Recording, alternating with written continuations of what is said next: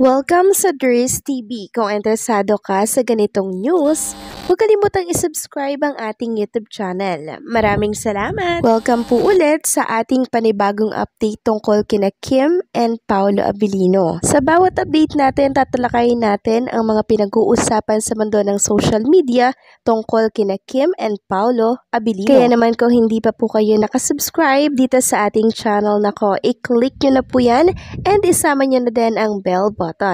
So ayan, welcome back again sa ating YouTube channel mga Kim Pao, and sa update natin ito ang pag-uusapan natin ay tungkol sa mga importanteng ganap kina Kim and Paolo Abilino. So nakamove on na po ba ang lahat sa pasabog kanina?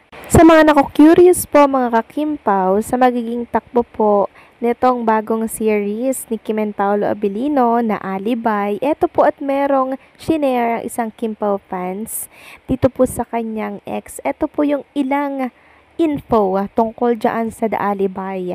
The Alibay daw by Sandra Brown is a suspenseful thriller where prosecutor Hammond Gross investigates the M of a powerful businessman, Lute Pettyjohn, and finds himself drawn to the prime suspect, Dr. Alex Ladd, the same woman he spent a passionate but fleeting night with.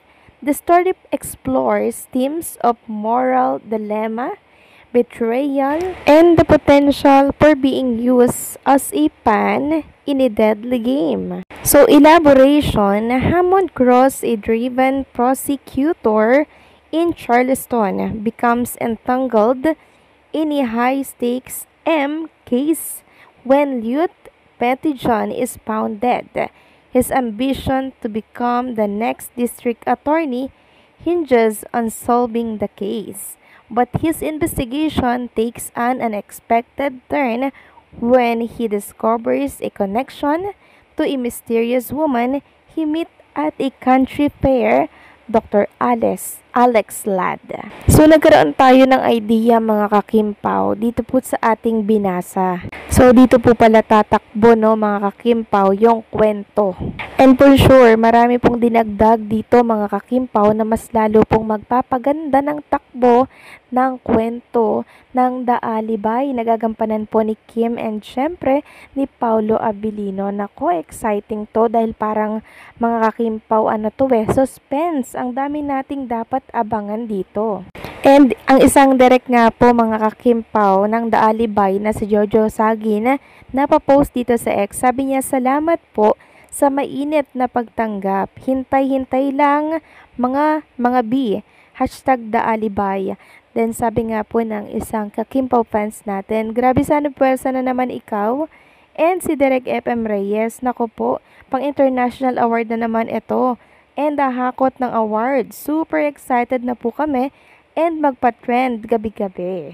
Maging si Paolo Abilino mga Kim Pao, ginalaw na din po ang baso at nire-share or nire-post itong post po ng Dreamscape PH. And ang mga fans nga po napatanong kay Paolo Abilino. Sabi po ng mga nag-comment sa post ni Paolo, na-repost ni Paolo, Pao, paano ka napapayag sa kulot na buhok? Ginaya mo rin buhok ni Juliana ha.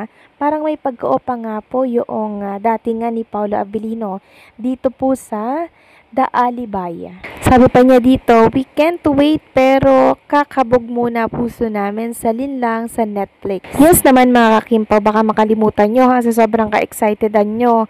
May linlang po tayo sa July 4. July 10 naman yung My Love Will Make It Disappear. So ang dami nating abangan mga Kim Pao. And dumagdag pa nga itong The Alibay na kung saan talaga naman pong sobrang exciting po ito mga Kim Pao. And parang nabalitaan ko po na sa Cebu ata isushoot or iti-taping po ang naturang series ni Kim and Paolo. Grabe yan Kaya po pala ang Dreamscape ay naghahanap ng mga Cebuano at Cebuana na talaga namang marunong pong umarte dahil possible na idagdag po iyon, yung mga yon dito po sa The Alibay mga Kim Pao. Sobrang pinaghandaan talaga to ni Kim and Paolo. Pati yung looks ni Chinita Princess, Talagang yung hair niya, pinaputol niya mga Kim Pao. Sobrang nakakapanghinayang hinayang po yung buhok na yon kasi ilang taon yon na syempre pinahaba po ni Kim Chu, 'di ba? Ako din gusto ko mahaba yung hair ni Kim Chu kasi ang lakas pong maka-feminine nun mga kakimpaw Pero since para po yun sa kanilang series, syempre i-give up po ni Chinita Princess yun. Pero huwag kayong mag-alala, tutubo din po yan. Yun nga lang, taon po ang bibilangin.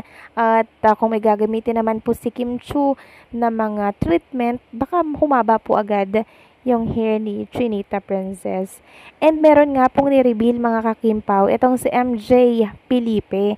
Si Mr. MJ Felipe, reporter ng ABS-CBN, bago po mangyari yung paggupit kay Chinita Princess, nilabas niya po yung picture ni Kim Chu na kung saan parang hindi niya alam yung magiging reaction niya dyan mga kakimpaw. Nakahawak po siya sa dalawang niyang pisngi dyan.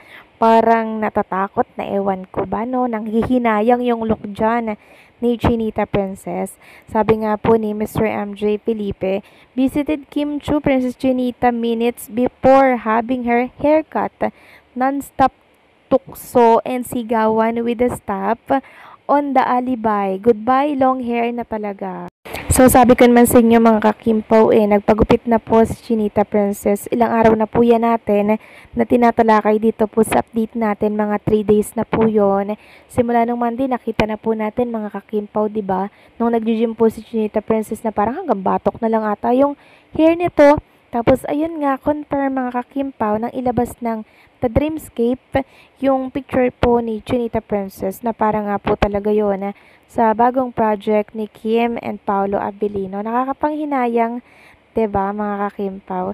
And ilalabas daw yan sa TV Patrol. Ilalabas daw po nila yan doon. So, syempre, makikita natin yung paggupit po ng hair kay Chinita Princess at kung gaano hinayang si Kim Chu habang ginugupit po yung kanyang buhok. So, maging ako din mga kakimpo, kung nasa ganyan sitwasyon ako, sobrang hinayang ko, 'di ba? Pero ang isipin na lang po siguro natin ay yung new look. Syempre, new look, new opportunity, syempre, 'di ba?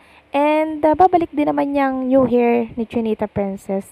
Pero yun nga lang po, taon po ang ating bibilangin para muling makita na mahaba yung hair ni Kim Chu. Hayaan nyo na yan mga kakimpaw, basta ang isipin natin meron tayong bagong aabangan at mala-action po ito, may kasamang pagka-suspense mga kakimpaw na talaga namang e-enjoyin po ng mga fans at mga supporters po ni Kim and Paolo Abilino. Panibagong Kim and Paolo Abilino na naman pong karakter ang makikilala natin sa mga susunod na buwan. Sana bago matapos ang 2025, 'di ba? Mapanood natin mga kakimpaw yung The Alibay na yan, 'di ba? Sinong excited dito? Taas po yung kamay mga kakimpaw kung sinong excited. So, paano hanggang dito na lamang po ang update natin. Maraming salamat po sa patuloy na pagsuporta.